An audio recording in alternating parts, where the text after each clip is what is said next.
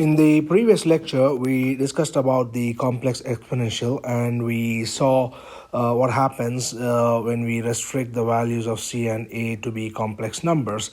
And in particular, we also looked at a case where the parameter a is constrained to be a purely imaginary number, in which case we say that the real part of a is 0, that is r equal to 0.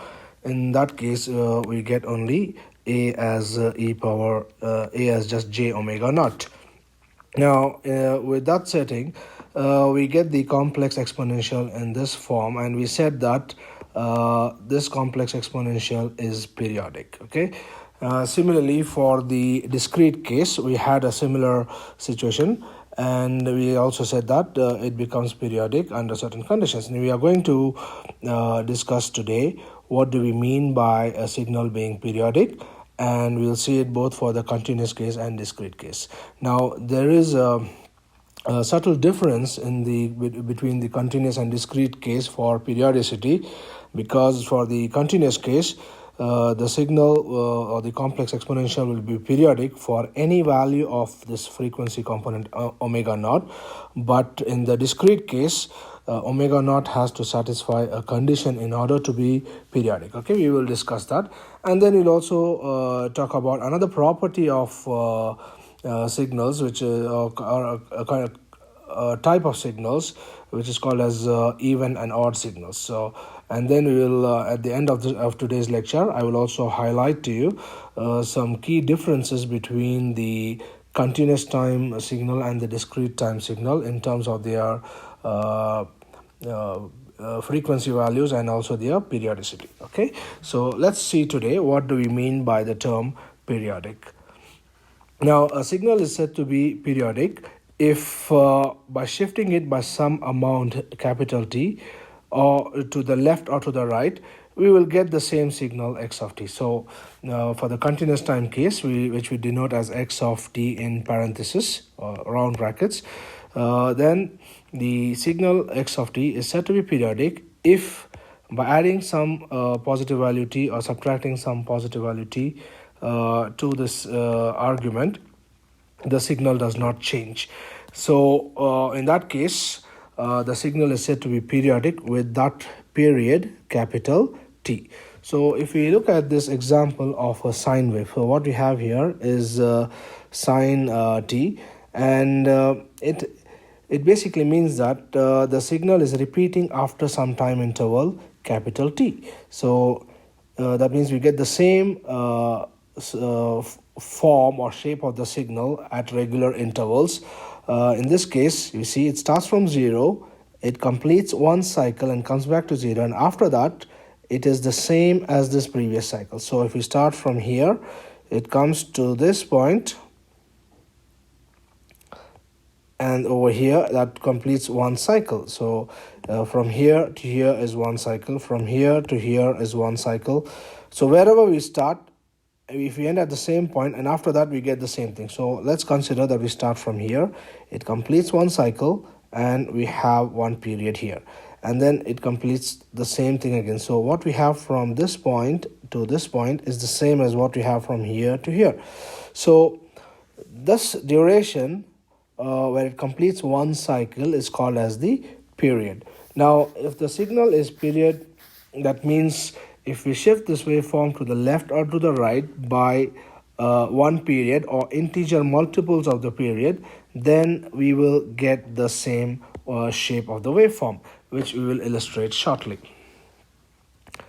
So if you see here, I've given an example of this sine wave again, and now we're just going to shift this waveform. Actually, this plot over here is having two waveforms. They are both overlaid on top of each other, and I'm going to just shift them to the left, one of them to the left and to the right, and so that after some amount of shift, it will become the same as the other one. So at the moment they are aligned. So if we move now, I'm shifting the blue waveform to the left.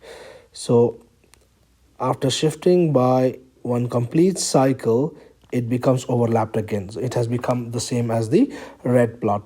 So that means that amount t that by which we have shifted, that corresponds to one complete cycle. If we if we shift it by one complete cycle, we get back the same waveform. So that duration is called as the period. That means the signal repeats itself after that amount of time. So we see here, when we are shifting it to the left by a certain amount, it becomes the same. So we have shifted it by one period, and again I continue shifting further to the left. So now that has been shifted by 2 periods. So that means it's not just 1t. Even if it is shifted by 2t or 3t or 4t to the left or to the right, then we will get back the same signal. That is what this equation says. So shifting it by some period or integer multiples of that period, either to the left or to the right, will give us back the same signal. So we have seen the shift from here. We are shifting the blue waveform to the left. But now that's one period completed. We have got back the same waveform, and now we are shifting it further by another period. So that's 2 periods. Now we'll shift it back to the right. So that is shifting to the right by 1 period and shifting to the right by the second period. If we complete this video, it will give us back the original waveform. So basically what we see is, so let's see, that's our original waveform. Okay, when we shift to the left, we get back our original. Again, one more shift to the left, we get back our original. Shift to the right by 1 period, we get back our original. We can shift it again to the right by one more period, we will get back our original signal. Okay, so what periodicity means is that the signal is repeating itself at after some regular interval of time, and that smallest value of time after which it repeats itself is called as the fundamental period. Okay, and if the signal is periodic with some period t, then it is also periodic with period which is integer multiples of that period of that fundamental period, capital T. So in general, we say a signal is periodic if it is the same after shifting it by some integer multiples of the period capital T. So where m takes on some integers. So x of t is x of t plus 1t or t minus 1t or t plus 2t or t minus 2t or t plus 3t, 4t, and so on. So for any integer multiple of the fundamental period, we will get back the same original signal. That is what we are getting. So we are shifting it now, but after some shift, it is the blue waveform is becoming the same as the original red waveform. So it has become exactly the same. So that has been shifted by one period. Okay, that is what we mean by periodicity. That means the signal is repeating itself at some regular interval, capital T, which we call as the period of the signal. Okay, now the smallest value of t, the period that satisfies the condition of x of t being x of t plus or minus t, that value of t is called as the fundamental period. So now if you see here, this waveform or this shape is repeating at t and also at 2t. So it is periodic with period t and also periodic with period 2t and 3t and 4t and so on if we continue further. But the smallest interval after which it is repeating is capital T or 1t. That is called as our fundamental period, and we will denote the fundamental period by capital T naught, T0, that is. Okay, that's called as the fundamental period of the signal. So the signal, if the signal is periodic with some fundamental period T naught, then it is also going to be periodic with the periods which are integer multiples of the fundamental period. Okay, now in terms of the frequency, we can write the fundamental period as 2 pi by omega naught. So basically one period is basically where we start from the signal and complete one cycle, and after that it repeats the same cycle again. So we can start from here and end here, or if we start at the peak, we end at the next peak. So that distance is called as the fundamental period, which for the sinusoidal waveform is given as 2 pi by omega naught. Now omega naught is the angular frequency, which we define as 2 pi f naught. So where the frequency f naught is the frequency in hertz or cycles per second. So if the frequency is more, then we will have more cycles per second, but in either case the period is defined as where the signal completes one cycle. So we can start at one point and arrive at the next same point where the next cycle begins. So we can either start at 0 and return back to 0 where the next cycle begins, or we can start at the peak and end at the next peak. All right. In that case, we define this fundamental period t naught as 2 pi by omega naught. And since omega naught is equal to 2 pi f naught, our period t naught can be becomes 2 pi by omega naught. Now omega naught is 2 pi f naught, so that becomes simply 1 by f naught. So what we see is that the period is inversely proportional to the frequency of the signal for the sinusoidal case. Okay, so that's equal to 1 by f naught. So that's a basic relationship that you should be familiar. So for the sinusoidal case, we get this relationship between the period of the signal and the frequency of the signal. So corresponding to the fundamental period, the frequency that we have is called as the fundamental frequency. Okay. Next we will look at this property of periodicity for the discrete time signal.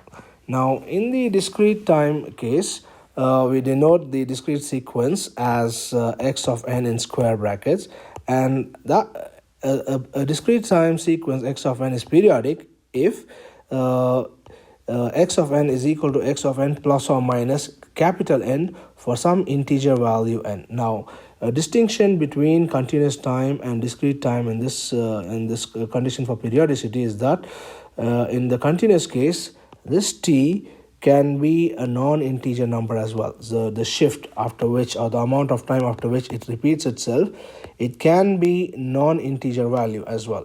But in the case of the discrete time sequence, the shift after which it repeats itself has to be an integer number. So the period has to take on only integer values. The period cannot be a non-integer value. And this condition should be satisfied for all values of n, just as in the continuous case where it would satisfy for all values of t. So in x of t, it's periodic if this condition is satisfied for all values of t for some positive number, capital T, and this capital T can be an integer or it may not be an integer as well. But in the case of discrete time, the shift amount, the number of samples after which the sequence will repeat, that has to be an integer value only. It can take only integer value, and obviously it has to be some positive integer. Okay, that's because the index here, x in the small n, takes on only integer values as we have defined in the previous lecture for the discrete time sequence. Now the smallest positive value that satisfies this relationship, the smallest value of n that satisfies this relationship is called as the fundamental period, and the fundamental period is denoted as n0. Okay, so what we notice here is, or the key distinction that between continuous time and discrete time when defining the condition for periodicity is that the shift or the number that gets added here for the period, in the continuous case it can be a non-integer value, but in the discrete case this n value has to take on only integer values because the index variable n has only or can take on only integer values. And similar to the case in the continuous time, if the signal is periodic with some fundamental period n, then it is also going to be periodic for periods which are integer multiples of the fundamental period. So in the case of continuous time, we had this as capital T. Here we have capital N.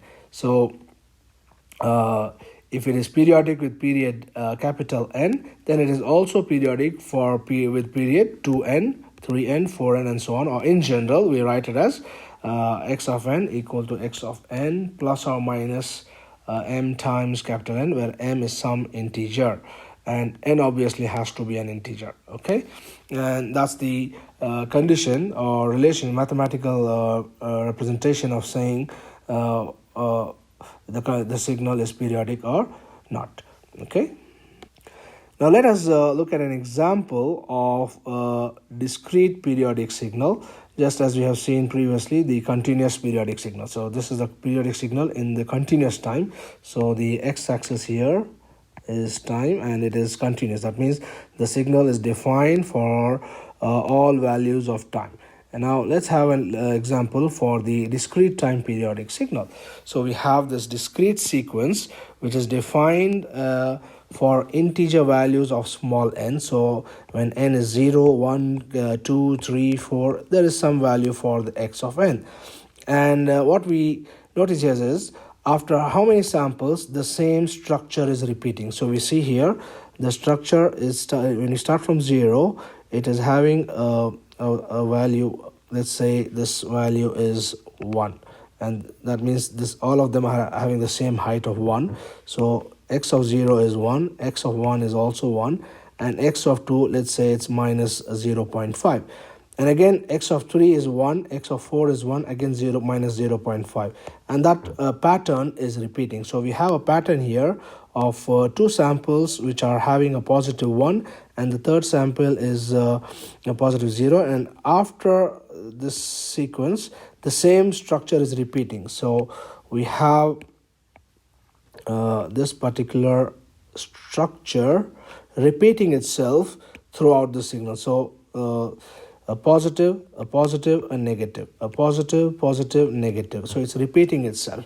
So the fundamental period is basically the smallest value of n after which the structure is repeating. So it is complete. It is if we start from here, it is a shift of 1, 2, 3. So after 3 samples, the same pattern is repeating. So it's when we start from 0, the 0, 1, 2 is one period. 3, 4, 5 is the second period. 6, 7, 8 will be the third period, and so on. Okay, so we get the same pattern repeating after every 3 samples. So the fundamental period here in this case is n naught is equal to 3. And if it is periodic with period n naught, then it is also periodic with integer multiples of n naught. That is 2n naught and 3n naught. So let's say we start from here. So it's positive, positive, negative. So that's one cycle. And if we consider this also as a full complete cycle, then the whole thing will repeat itself after 3, that is right. So if we consider, let me change the color. So let's say if we consider this whole thing as one sequence, which I've shaded in blue, then this whole pattern will repeat itself from 3 onwards, right? So if it is periodic with period 3, then it's also periodic with period 6, and 3 times that is period 9, and so on. But the smallest value of n that satisfies this condition is called the fundamental period, which is equal to 3. Okay, so we have seen the continuous and discrete time case of a periodic signal, and in both the cases, if it does not satisfy the condition, that is excuse me, the condition that like this, then we say that the signal is not periodic. So a signal which is not periodic is said to be non-periodic signal or aperiodic signal, okay, as it has been mentioned here. So basically, when we say a signal is periodic, whether in the continuous time or in the discrete time, it means that some pattern of the waveform or sequence is repeating itself at some regular interval of time, and that's and the smallest value of time or index after which the pattern repeats, that is called as the fundamental period of the signal. Now we will look at the periodicity property for the complex exponential and show mathematically under what conditions the complex exponential becomes periodic, and we will also highlight the distinction between the continuous time and discrete time case. There's a subtle difference for the periodicity condition between the continuous and the discrete time complex exponential. So let us go back to our complex exponential, which is x of t equals c e power at, and again we are going to make this a as purely imaginary, which is a is equal to j omega. So that gives us the complex exponential in this form. Now for simplicity, I'm going to take this magnitude of c as 1, so just so that we can make this equation simpler, and the phase value, which is basically a shift in the sign in the waveform, as a zero shift. So if we can prove it for magnitude 1 and phase shift 0, it applies for any other magnitude or any other phase shift. So just to keep the equation simpler, I'm just going to set the magnitude term to be equal to 1, and this theta term, the phase term, to be equal to 0. Okay, that's theta equal to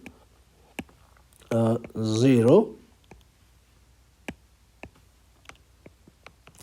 And in which case this becomes 1, and e power j 0, which is e power 0, is 1, so we get only this e power j omega naught t. Okay, and that is a periodic signal, and we said this we made this statement in the previous lecture as well.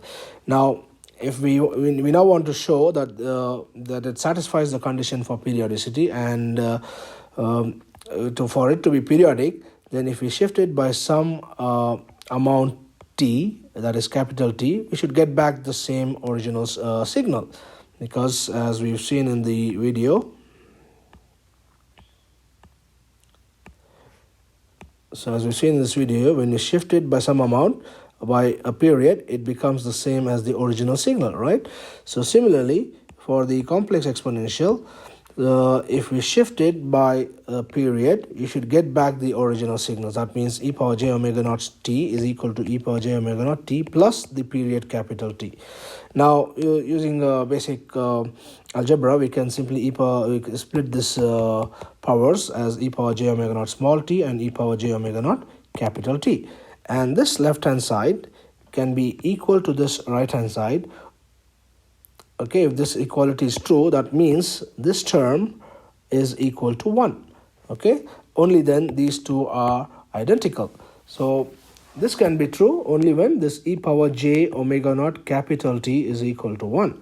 And for this term to become equal to 1, there are two possibilities. Either this omega naught is equal to 0, in which case this will become e power 0, which is equal to 1. But if omega naught is 0, this whole x of t is going to become 1, which is basically a DC signal. It has a frequency of 0 hertz. Omega naught is 0, that means 2 pi f naught, that means f naught is 0. That is basically we are saying that this is a DC signal. So x of t becomes 1. It's a constant. And if it's constant, then it becomes periodic for any value of t, right?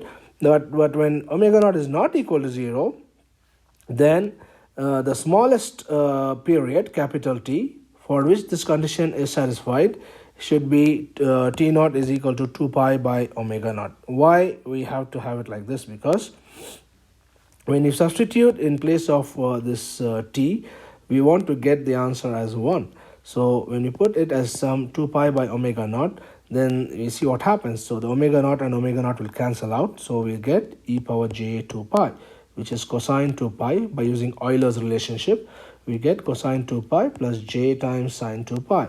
Cosine 2 pi is 1 and sine 2 pi is 0. So it becomes 1 plus j times 0, which is equal to 1. So this term becomes 1 when we have the period to be equal to 2 pi by omega naught. So that means we will have e power j omega naught t to be equal to e power j omega naught t plus capital T, in which case this whole term will become 1 when the period t is 2 pi by omega naught. And by the way, t naught is basically, when we substitute for omega naught as 2 pi f naught, that will give us again 1 by f naught, right, which we have seen earlier in a separate plot, which is what we are saying here. So T naught is equal to 1 by f naught. So basically that means e power j omega naught t is going to be periodic when this condition is satisfied. Now, just as we have obtained the fundamental period for e power plus j omega naught t, the complex conjugate of this is e power minus j omega naught t, and that will also have the same fundamental period, which is 2 pi by omega naught. And if it is periodic with this period, then it is also going to be periodic for integer multiples of this period, which is 2 times 2 pi by omega naught, or 3 times 2 pi by omega naught, or 4 times 2 pi by omega naught. So any integer multiple of this period will also give us the will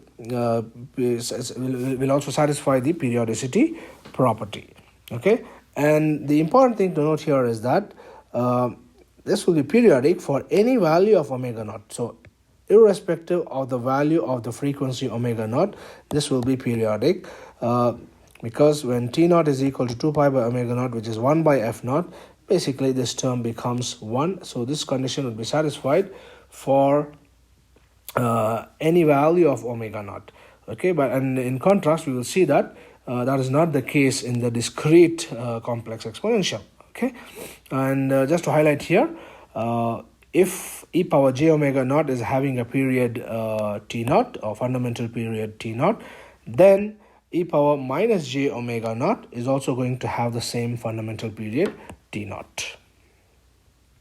Okay, now let us look at the discrete complex exponential case. So in the discrete time sequence, we have the complex exponential given by this expression as x of n equal to e power j omega naught n, where this n takes on only integer values. Now for this to be periodic, then it must satisfy this condition that e power j omega naught n is equal to e power j omega naught n plus some period value capital N. Now this capital N has to be positive, and it also has to be an integer number. So the small n and capital N here both take on only integer values, and unlike in the continuous case where the capital T can be non-integer as well, in the discrete case this capital N, which represents the period, that can take on only integer value, and obviously the period is always a positive number, so it has to be a positive integer. Now for this condition to be satisfied, that means for this left hand side to be equal to this right hand side, to satisfy the property of periodicity, that means this term here, e power j omega naught capital N, that should be equal to 1. So under what condition this will be equal to 1? This is going to be equal to 1 only when this omega naught n, that is omega naught capital N, should be some integer multiple of 2 pi. So when we have it as some integer multiple of 2 pi, then we'll have it as cosine 2 pi plus j sine 2 pi, cosine 4 pi plus j sine 4 pi. So that will always make it as 1, because cosine 2 pi or cosine 4 pi is going to be 1, and sine 2 pi or sine 4 pi and so on will be 0. So just as we have seen here, right, like in this case. So that means omega naught n in this case should be some integer multiple of 2 pi. So the condition here is omega naught n is 2 pi times some integer m. Now with this relationship, we can now write a condition for omega naught. So that means this sequence, the discrete sequence, is periodic with some period n only if omega naught by 2 pi satisfies this condition that it is equal to this m by n, where m is an integer and capital N is also an integer. Both of these should be integers. So an integer divided by another integer is what we call as a rational number. Okay, so in other words, the discrete sequence is periodic with some period n only if the frequency omega naught satisfies the condition that omega naught by 2 pi is a rational number. That means omega naught by 2 pi is equal to some m divided by some n, where this m is some integer and this capital N is some positive integer. This small m can be a negative integer as well, but the capital N has to be an integer as well as it has to be positive. So when we have a fraction where the numerator and denominator are integers, then the fraction that we get is called as a rational number. Or in other words, this sequence is periodic. That is, this sequence is periodic only if the frequency omega naught satisfies this condition such that omega naught by 2 pi is equal to an integer divided by another positive integer, and that means omega naught by 2 pi is a rational number. If this condition is not satisfied, then the sequence will not be periodic. So basically what we are saying is that in the discrete case, the periodicity depends on the frequency of the signal as well. In the continuous case, it is periodic for any value of omega naught. But in the discrete case, the omega naught value has to satisfy this condition. If it does not satisfy this condition, then it is not going to be periodic. So I have highlighted here. So e power j omega naught t, that is the continuous case, is periodic for any value of omega naught. But for the discrete case, only when omega naught satisfies this relationship, that is omega naught by 2 pi equals m by n, or we can write omega naught equal to 2 pi m by capital N. So in that case, we will have this signal as periodic, otherwise it is not periodic. And from this we can now write the expression for the fundamental period n as we're just rearranging this relationship. We are taking n to the other side and all these terms to the right hand side. So that will give us m times 2 pi by omega naught. So the fundamental period for the discrete sequence is given by this capital N equals m times 2 pi by omega naught, where m is some integer and capital N will be some integer that is positive value. Okay, so in other words, for capital N to be positive, the small m should also be positive unless the frequency is given in negative terms. Okay, again, the negative frequency aspect is does not exist in the real world, but it is there for the mathematical convenience. Okay, we will talk about those concepts later on, but this is an important distinction that you should understand and realize when it comes to knowing the properties of continuous signals and discrete signals. Okay, so the periodicity of a continuous signal will be satisfied for any value of the frequency. That means changing the frequency of a continuous signal will not affect its periodicity, but for the discrete signal, changing the frequency can affect its periodicity. Okay, so the discrete signal will be periodic only if the frequency satisfies this relationship.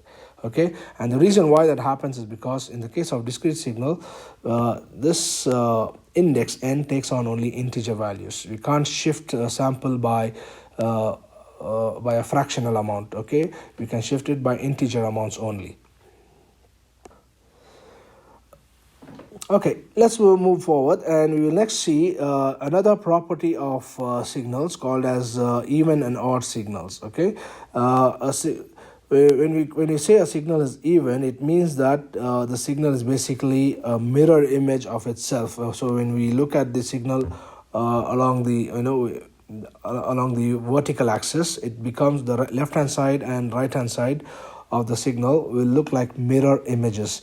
So in the continuous time case, we denote it mathematically as x of minus t is equal to x of plus t. So what we see on the right hand side of the time axis, we will see the exact same replica on the left hand side of the time axis. Similarly, for the discrete case, instead of time, we have the index number n. So what we have on the negative side of the index axis, we have exactly the same thing on the positive side of the index axis as well. So if this condition is satisfied, then we call the signal to be even. Now, if the signal is such that the negative side is the negative of the time axis is the negative or inverted version of the positive side of the time axis, then we call the signal as odd. So that means x of minus t is minus of x of plus t. In the discrete case, x of minus n is the negative of x of n. So let's it will become clear once we see the graphs or plots of such signals. So basically, the mathematical representation for defining a signal or checking whether a signal is even or odd is if the signal satisfies this condition of x of minus t or x of minus n is the same as x of t or x of n, then we call it as an even signal. Or if x of minus t is the negative of x of t, or x of minus n is the negative of x of n, then we call it as an odd signal. So let us look at an example for this, and that will make it quite clear for you. So on the left hand side of the screen here, I have plotted an even and odd signal for the continuous time case, and on the right hand side I've shown the even and odd signal for the discrete time case. So let's focus on the continuous time case here. So we see here that's the positive time axis and that's the negative time axis. So we see for any positive value of time, x of t, and the corresponding x of minus t, they have the same values.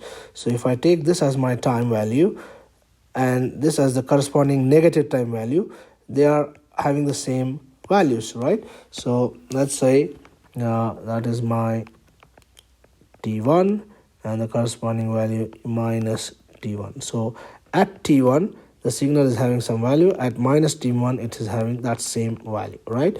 That is what it means. So what basically it says is, along the y-axis, okay, on the vertical axis, if you look along this, the left hand side and right hand side will look like mirror images, as if this line is the mirror, so it is like a reflection of each other. So x of minus t is equal to x of t. So we call this as an even signal. So the top one here is an even signal which is continuous in time. Similarly, what we have at the bottom here is an odd signal.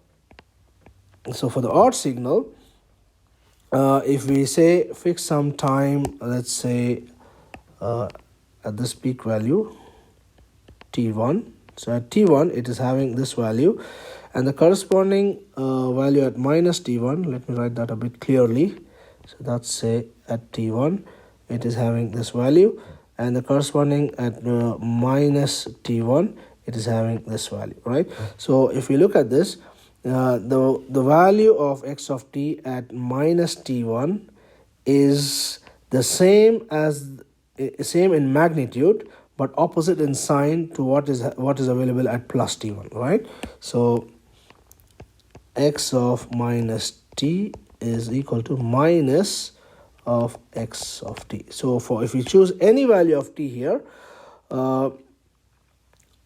the corresponding value on the negative time axis will be a mirror image reflected along the y-axis and also inverted downwards. So that is called as an odd signal. Okay, now when a signal is odd, what you notice is it will definitely pass through the origin, because when it getting reflected, it has to pass through the origin. That means when the index t is equal to 0, the value of the signal should be 0. So we see here x of 0 for an odd signal is going to be equal to 0. All right. So basically, if a signal is even, it will just be a mirror image, okay, along the y-axis. But if it's an odd signal, it will be an inverted mirror image. So along the y-axis, it is a mirror image, but also flipped downward and inverted, right? So that's called as an odd signal. So that's one category of signals which we call as odd and even signals, or characteristics of a signal. Now, having seen this in the time domain, we will just extend the idea to the continuous time domain. We will extend the idea to the discrete time domain. So in the discrete time, I have shown an example here on the top, which is an even signal. So that's an even signal, and for an even signal, x of minus n is equal to x of plus n. So what we see here is x of 1 and x of minus 1 are same. So x of minus 1 is the same as x of plus 1, x of minus 2 is the same as x of plus 2. X of minus 3 is the same as x of plus 3.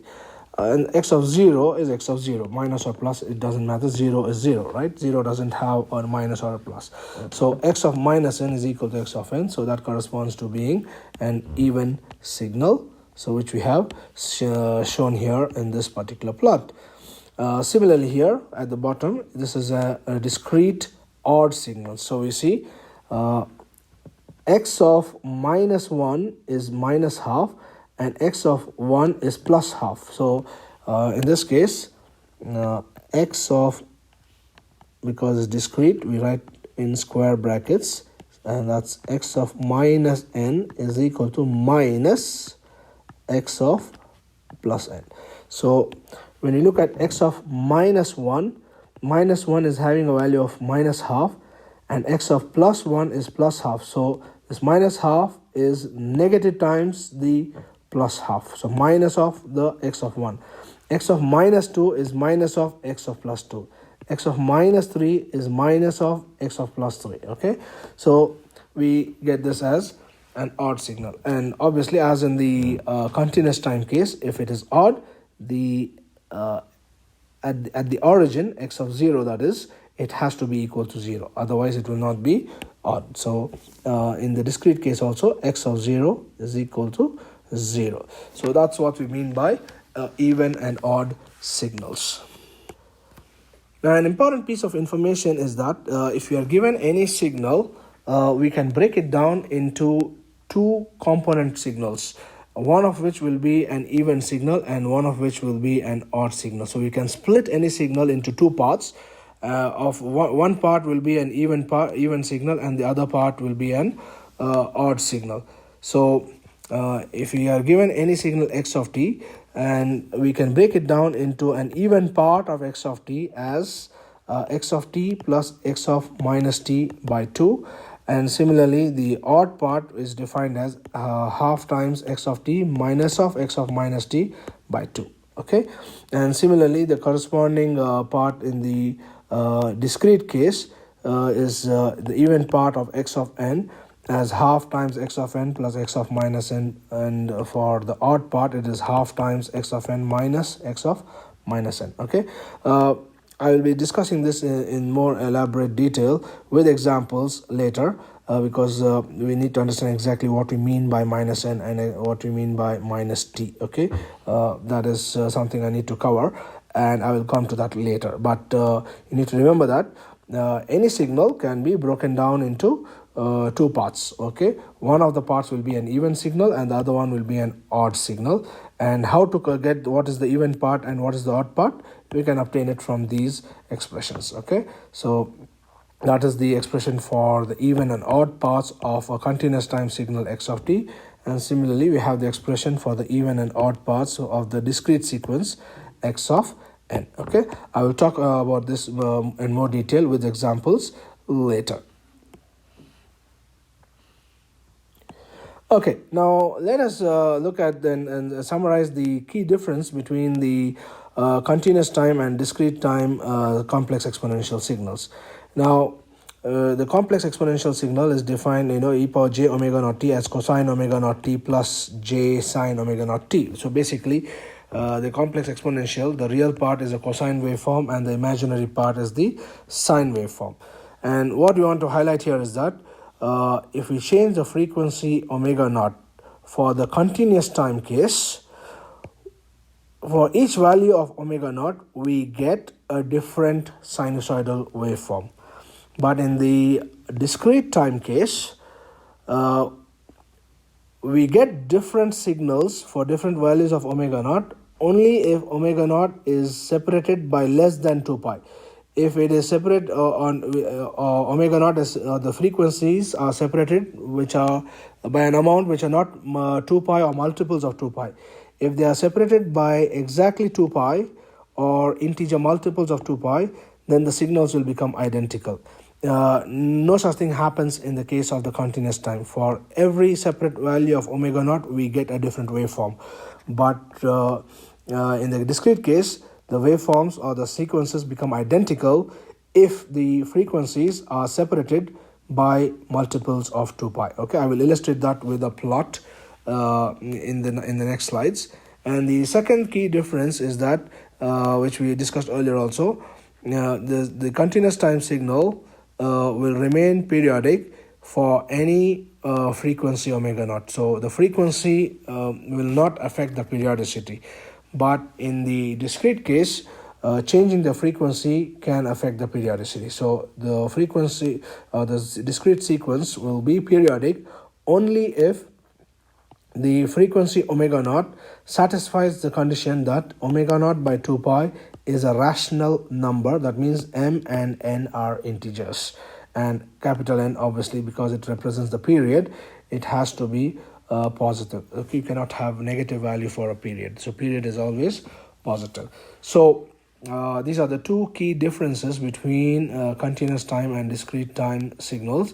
So in the continuous time, each separate value of the frequency will give us a different waveform, but in the discrete case, the waveforms will become identical if the frequencies are separated by multiples of 2 pi. If they're not separated by multiples of 2 pi, we will get different sequences, but when they are separated by exactly 2 pi or multiples of 2 pi, we will get the same identical sequences. And the second thing is, the frequency does not affect the periodicity. So if it is periodic for one frequency, it will be periodic for any other frequency.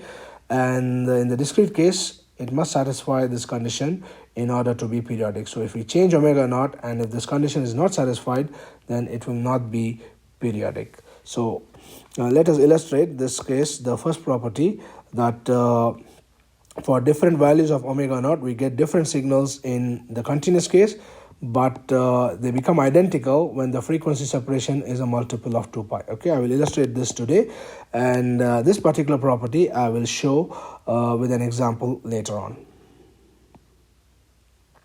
So we have this continuous time sinusoidal waveforms. I have shown it for cosine. It applies for sine as well. So when we decrease the frequency, we get different waveforms. So this is the highest frequency because it is oscillating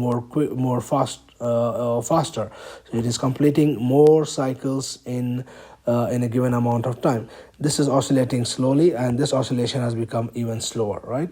So omega 1 is greater than omega 2, which is even greater than omega 3. So these are the waveforms for three signals, x1, x2, and x3, which have been plotted for three different frequencies, omega 1, omega 2, and omega 3, where omega 1 is chosen to be greater than omega 2, which is greater than omega 3. And for each of these frequencies, we see that the waveform is different. Okay, we get a different waveform for different frequencies. So and also what you notice here is that if the frequency increases, the period becomes smaller. So T3 is the period for the lowest frequency signal. So you see the period is large. When the frequency is more, the period is smaller, and the frequency is even more, the period is smaller. So just mark those. So that's our period T, and that's our period T2 here, and that's the period T3 here. Since the period is inversely related to the frequency, we see that when the frequency is more, the period is less. So T1 is less than T2, which is less than T3. Okay, but the important thing here is that, for different frequencies we get different signals or waveforms. But for the discrete case, we will see that the signals become identical when the frequency gets separated by 2 pi. And what we notice here is that the first waveform here is for cosine omega naught n. So that's omega naught. Okay, that's omega naught n, where omega naught is 0. So we have this for omega naught equal to 0, and this is for omega naught is equal to pi by 8. Then we have the second one is for pi by 8, cosine omega naught n. So if you remove the n, it's omega naught equal to pi by 8. So that's omega naught equals pi by 8. So that is for omega naught equals pi by 4. and that's for omega naught equals pi by 2, and that is omega naught equals pi. And then this is omega naught equals 3 pi by 2, omega naught equals 7 pi by 4, and omega naught equals 15 pi by 8, and that is omega naught equals 2 pi. Okay, so we are basically increasing the frequency omega naught starting from 0, and we are increasing it in step by step. Okay, increasing the frequency, and what we see is, okay, when omega naught is 0, it's basically like a DC signal, right? It's constant. And when we have omega naught equal to pi by 8, it is oscillating at some rate. And when it is pi by 4, the frequency is increased further, so the oscillation is becoming faster. It is completing more cycles in a given time. And when omega naught is pi by 2, the oscillation is even faster.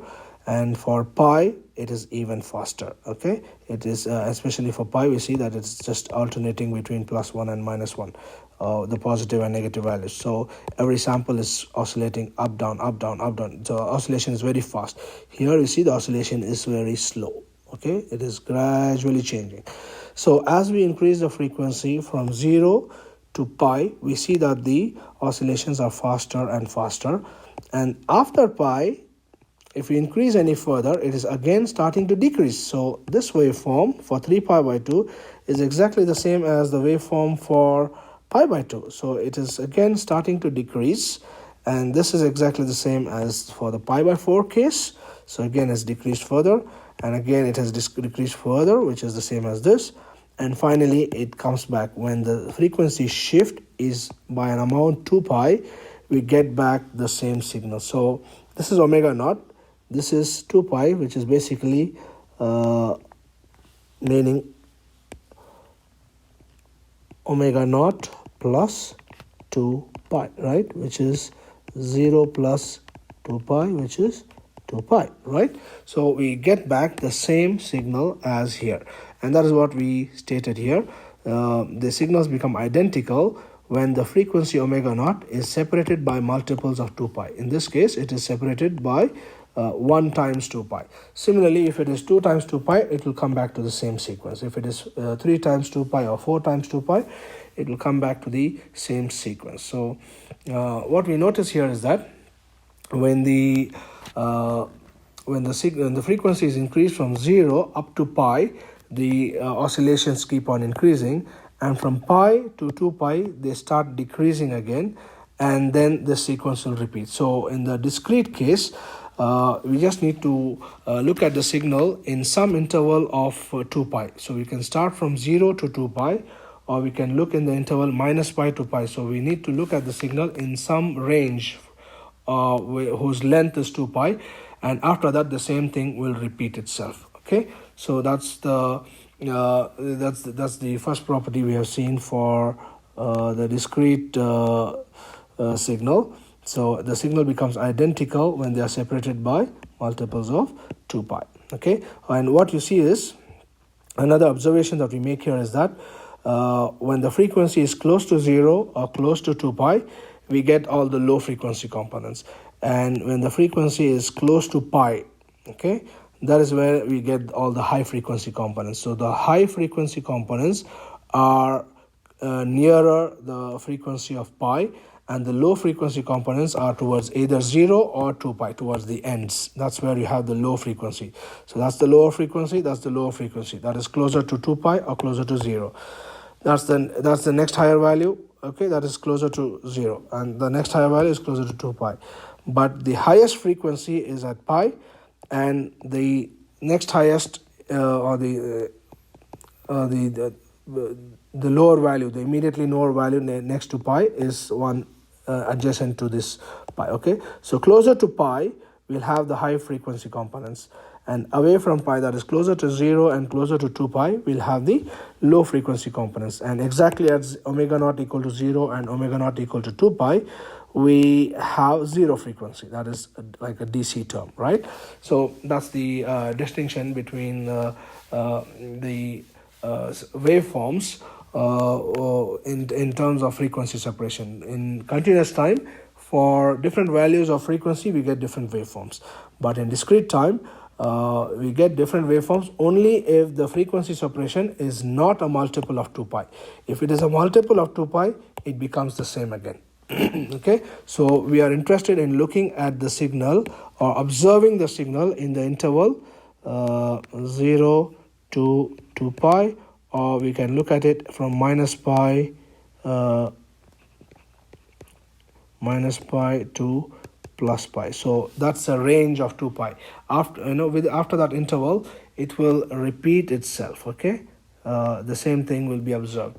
So that's the distinction between continuous and discrete time. In the next lecture, I'm going to talk about some transformations of the independent variable. That is, we have hinted at it today, like x of n and x of minus n, x of t and x of minus t. And for the periodicity, we talked about shifting it by some amount, right? T plus t or t minus t. What do we mean by these shifts? Okay, we'll talk about all of these in the next lecture. And I will also show you the example of computing the period for the analog and discrete cases. Also how to, when you have a signal given in the mathematical form, how can we calculate their periods. And also I will talk about how to break down a signal into even and odd parts. So if you're given some signal x of t or x of n in continuous or discrete time, how can we separate them into the even part component and the odd part component? Okay, so we will talk about all of that in the next lecture.